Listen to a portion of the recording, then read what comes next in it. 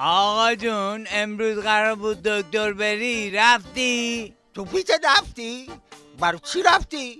پیت نفت چیه؟ میگم بالاخره دکتر رفتی یا نه؟ آها خب درست بگو. آره بابا رفتم، ولی چه رفتنی. چطور مگه؟ هیچی، تا نشستم پیش دکتر متخصص دیدم نوشته ویزیت 200,000 تومن. ای وای.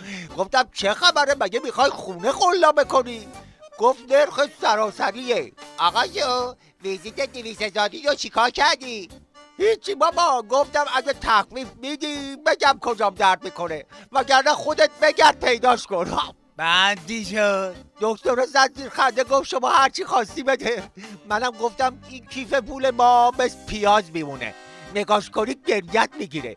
هیچی دیگه. دکتر با معرفت بدون پول منو ویزیت کرد که هیچ بابا. یه چای بیسکویت هم بهم داد. ای والا به معرفتش. آقا جون توی مملکت مشکل فقط آخونده، مردم ما طلای 24 عیارن. گفتی سبزی بیارم حالا که افطار تموم شده؟ ای وای. آقا جون اصلا شما نشیده بگیر. گامبیز زودتر خبرترین رو بخون ببینم چی داری. الان میخونم خاندایی. مجعول ترین روایت هفته: بعد از اینکه ناوچه کنارک رو خودشون با موشک زدن، روحانی گفت رزم در دریا و شهادت در دریا طبق روایت ما اجر اون 10 برابر رزم در زمینه.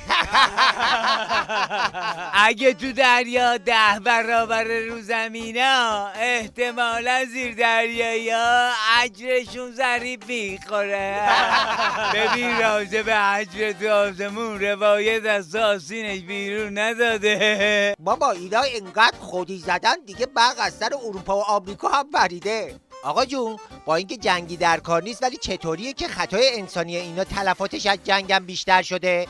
بابا حکایت فوتبال آرژانتین و ایرانه که تماشاگران داد میزدن مارادونا رو ول کنید، قزنفر رو بچسبید که دروازه رو به گلخونه تبدیل کرد. آقا جون میگم باز خدا رو شکر جرمنا سلاح هسته‌ای نساختن، وگرنه هر روی اوسان کشور رو میفرستادن هوا. شنیدم این موشک برای قلقگیریشون بوده. خسرو بابا تا موشک زمین به زمینشون رو چک نکردن، 2 کباب ما رو بده که حسرت به دل از دنیا نریم بابا. آقا جون دکتر مگه به شما نگفت چربی زیاد نخور؟